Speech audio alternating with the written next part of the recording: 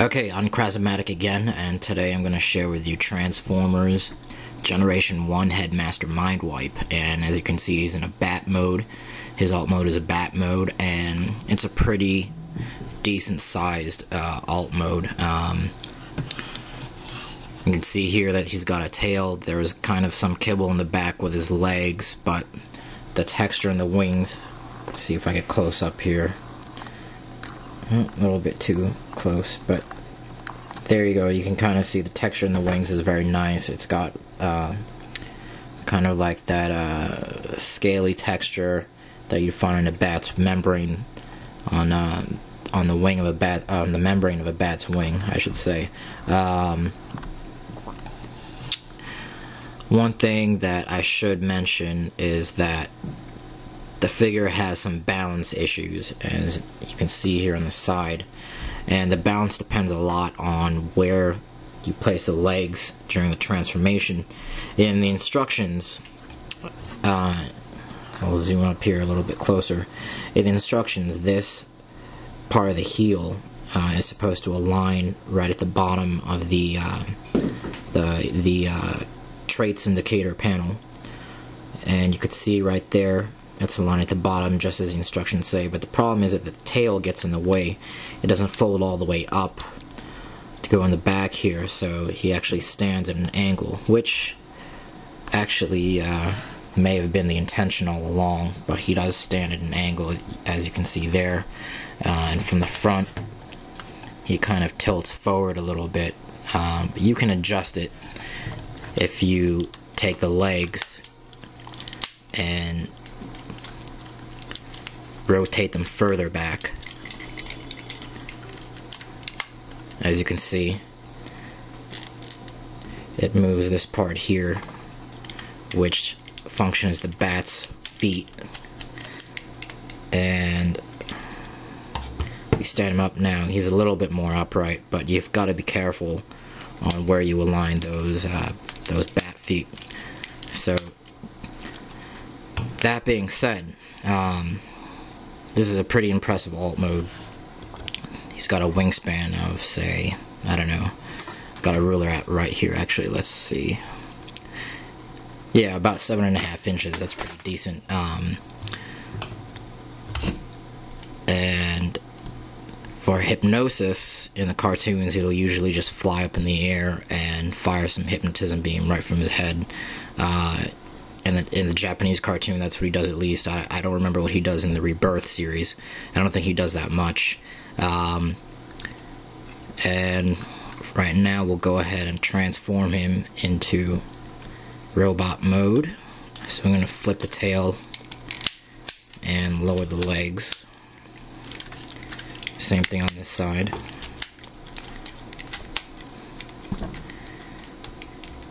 We're going to form the feet.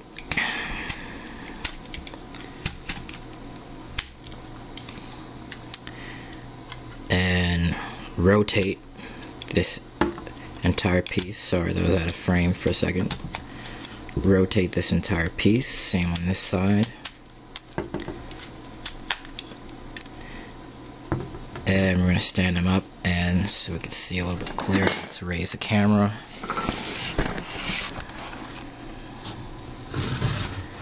There we go. Stand him up. Open up this panel.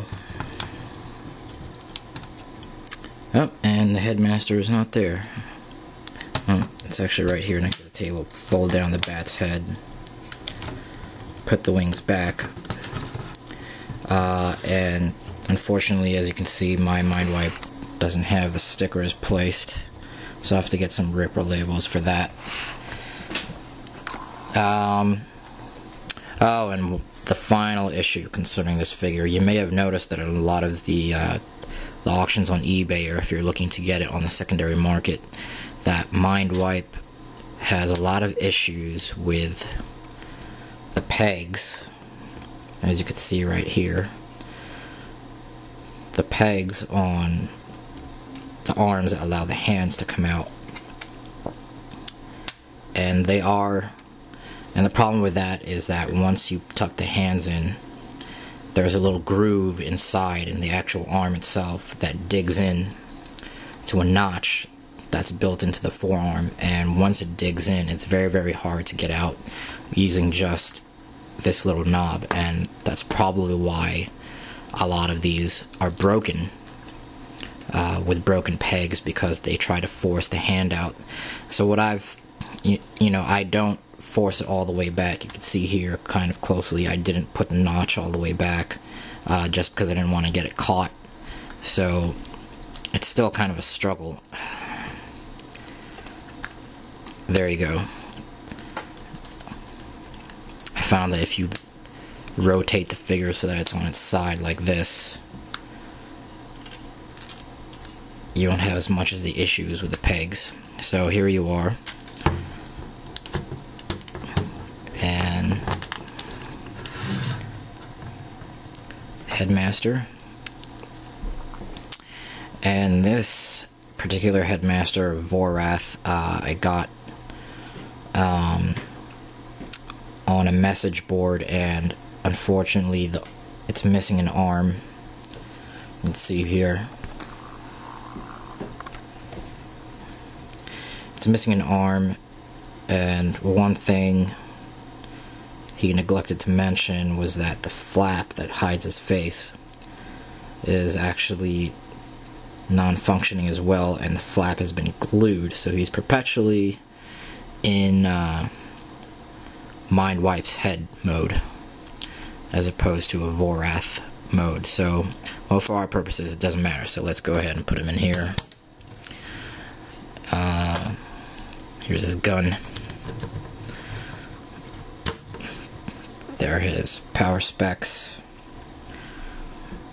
which are just exactly what the tech specs are. They just basically took strength, speed, and intelligence from the tech specs and slapped them onto the figure, and that's the premise of the Headmaster's gimmick.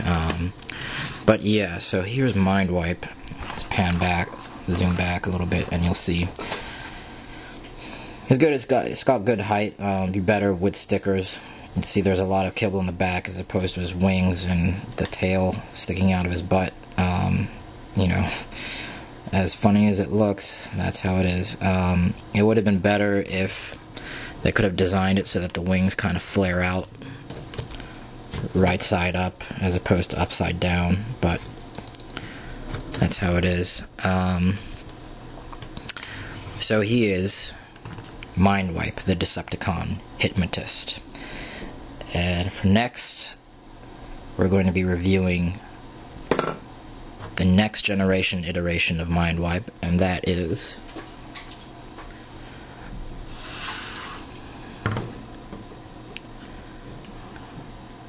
Revenge of the Fallen Voyager class Mindwipe. Until then, uncharismatic, thanks for watching.